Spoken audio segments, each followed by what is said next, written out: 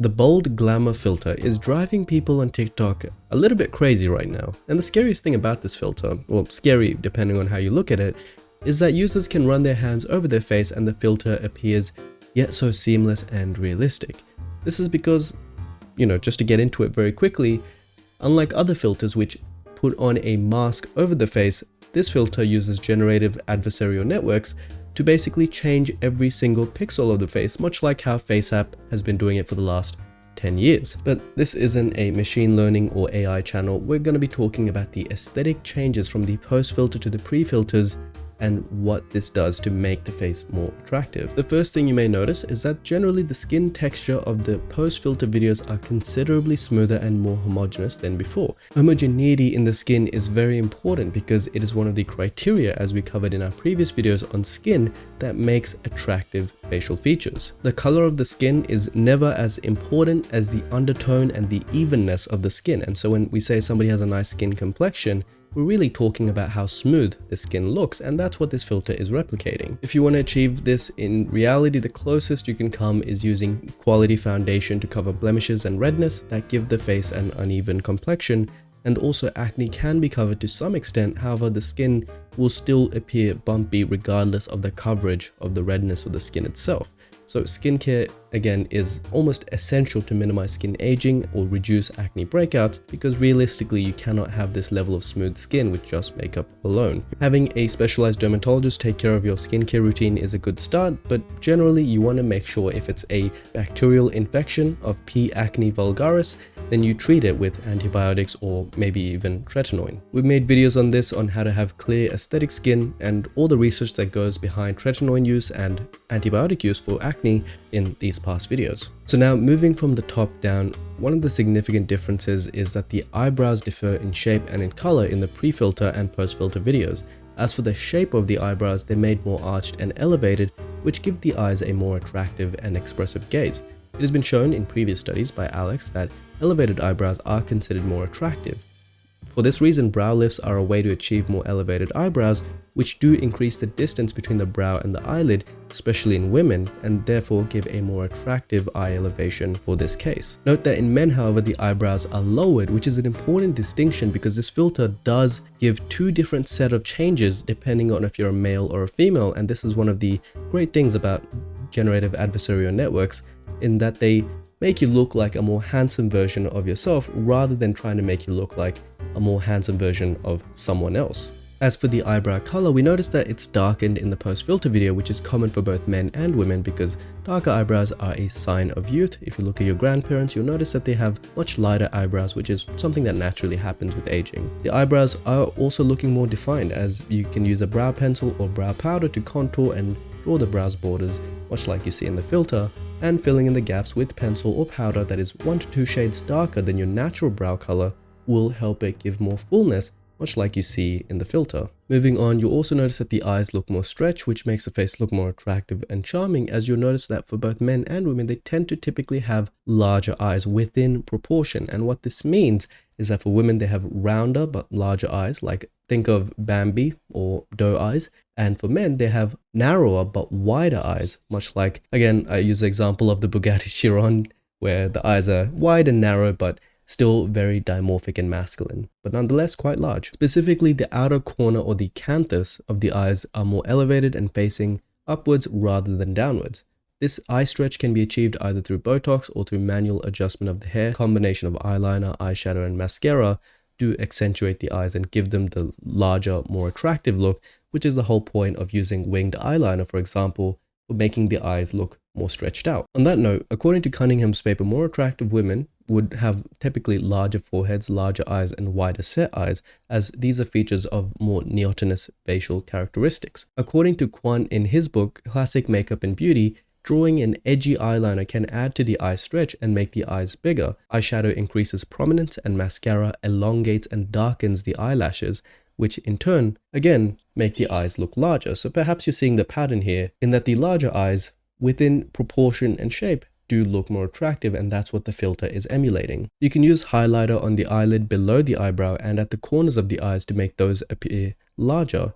And if you combine the use of filler or makeup to lift the eyebrows with the highlighter on the eyelid, it it will add more space and illumination to the eyelid area, which will enhance the prominence of those features. You may also notice that the TikTok filter makes the nose look smaller, more defined and contoured using shades darker than the skin shade, and they do this for both male and female. By using bronzer or a small steady brush and a contouring stick which is 2 to 3 shades darker than your typical skin tone, you can contour the edges of the nose on the right and the left by drawing 2 lines downwards while leaving a light line in between. This technique makes the nose look smaller and more finely shaped, which does give harmony to the face because there are certain proportions within which a nose looks best, and this applies to many different racial groups and ethnicities. Now, after contouring and blending the lines on the nose, you can add highlighter all the way down to the bridge of the nose, right to the tip, which creates an illusion of a slimmer and more structured nose and enhances the facial architecture. Besides makeup, rhinoplasty can reshape the nose and make it slimmer, correcting any bumps on its septum, decreasing the size of the nostrils, elevating the tip, and many more characteristics depending on the certain shape and modifications that you desire. And as we've explained in the past in this video, not all nose shapes look good on all people. If you're of, say, African descent, you certainly don't want to Eurocentrize your nose. But that being said, there are still things everyone can do to make their nose look more aesthetic because, again, we're all human and noses do follow proportion and structure rules just like any other facial characteristic. One of the most striking things about the filter is that it makes the cheekbones look significantly more prominent, which is why most people tend to look good using this filter unless they have a very masculine face already, in which case it makes the face look too masculine and too over the top. If your cheekbones are at the lower part of your nose, then you typically have low cheekbones. And if they're directly underneath the eyes, close to where the bridge of the nose begins, then you have high cheekbones. Using contouring techniques, you can increase the definition and prominence of the cheekbones, much like the filter does as well. You can use breath to suck in the cheeks, making the cheekbones visible, and then contour them. This gives color contrast between the cheeks and light under the eyes, and makes the face have wider, more prominent cheekbones, and therefore look more attractive. Additionally, cheekbone lifting procedures such as fillers and fat restoration on the cheeks can rebuild these youthful structures, which the filter is trying to emulate, and using fillers in the right place will make the cheeks more noticeable and wider on the side of the cheeks, which will create that hollow model look. In the scientific literature, this is called pseudozygomatic projection, where you're basically making the cheeks wider to make the valley of the cheeks look deeper. One specific technique is applying dermal filler injected periosteally over the zygomatic arch or the cheekbone that goes all the way back to enhance the facial contour. This will result in high arch cheekbones, which are more of what we're seeing in this filter rather than just typically high and prominent cheekbones.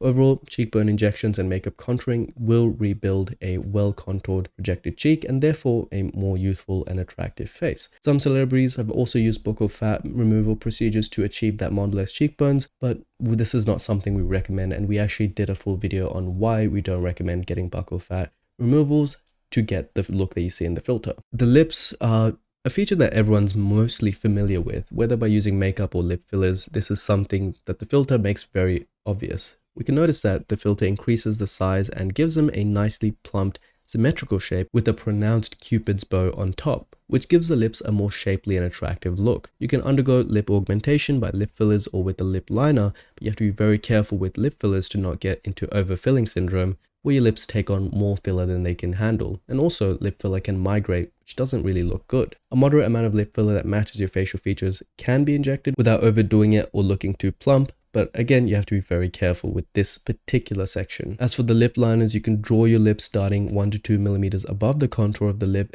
which gives the illusion of bigger and fuller lips.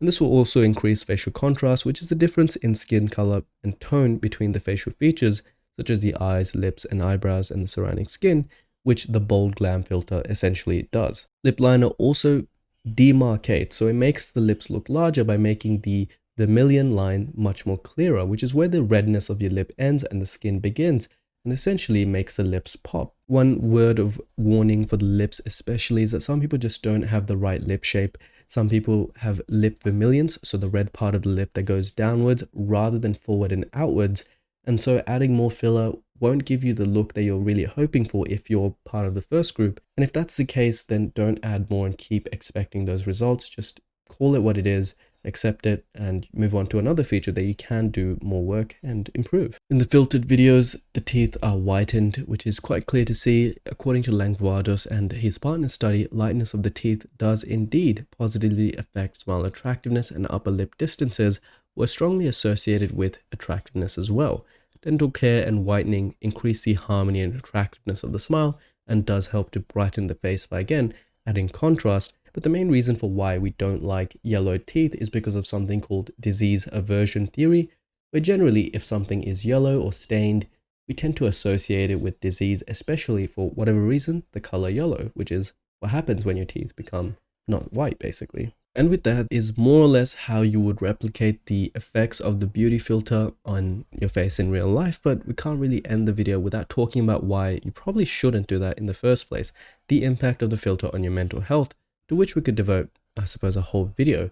In the past, we've made videos on Zoom dysphoria and Snapchat dysphoria, where filters from Snapchat and Zoom caused more people to be upset with the way that they looked and increased the amount of surgical and cosmetic procedures that were being done, which isn't necessarily a bad thing because we all want to look better. But the problem was they were getting the wrong procedures done because of the filters. The insecurities were ultimately needlessly in the wrong places. When people consume social media filters, they implicitly get told that their unfiltered face isn't desirable or doesn't satisfy beauty standards. And on this channel, we acknowledge that there are beauty standards and you will be treated differently based on your physical attractiveness. But not everyone consents to wanting to look better. Not everyone has to look better. Not everybody has to pursue getting that 10 out of 10 face because it doesn't apply to their job or their lifestyle. Beauty filters ultimately negatively impact a user's self-esteem by making them compare themselves to an altered video of someone else. And in fact, many users who have used the TikTok Bold Glamour discussed in other videos that they have questionable feedback stating that they feel unattractive after removing the filter. In this example, the girl says that she was humbled quickly after removing it as she felt that her natural unfiltered face is not worth showing off and is not enough, which is a common response that I've seen from a lot of people. And understandably, this filter is hyper exaggerated. It is not realistic and it's not something you would realistically be able to pull off, at least in the long run. It's like wearing makeup. You don't go to sleep in your makeup. The most insidious part of this filter is, well, something called the mere exposure effect or the familiarity effect, which suggests that repetition or familiarity augment positive emotional reactions towards a particular stimulus. So in this example with the filter and its effects on lower self-esteem, the effect eventually leads to filters users getting familiar with the edited face after noticing the attractiveness boost it has added to their face. And so if you live the lie long enough, you start to believe that this is what you should look like. According to Posvac and colleagues, many other authors have suggested that media images of attractiveness may be responsible for the normative discontent among young women regarding their own appearances and body weights. If you look at this graph on girls' mental health issues, you'll notice that the timing in the rise of mental illness is correlated with the rise of social media, and TikTok filters are really only going to exacerbate the issue as we've seen right now. But that being said, the filters aren't all bad, because if they were all bad, we wouldn't really be using them. They do have some utilitarian value in giving you some direction in how you can improve your looks. And arguably, the filters do make a lot of faces look better. That's because by increasing sexual dimorphism, so making the men look more masculine and the women look more feminine, which is what the filter is ultimately doing, it does make people more attractive. And we've covered the research on this so many times that dimorphism is to a degree linked with physical attractiveness. Then it's not a bad idea to follow some of the advice of the filter, which is, having clearer skin, having whiter teeth. They're not necessarily bad things, and we can all agree that those things do make you more attractive. So if that's the case, take it with a grain of salt and use it to help guide your journey, but don't make it the end all and be all for what you should be looking like, because the filters are ultimately AI, and from a technical perspective, AI is not the perfect representation for what you will look like. If you do those exact things that we've outlined in this video, you will look actually very different. That being said, if you want to learn more about your physical facial features and you want to learn about how you can improve the way that you look with a understanding, calm, guided approach from our team of doctors and dentists, you can head over to the QOVES website and get an assessment done by our team of professionals. That's at QOVES.com. As always, I'll catch you in the next one.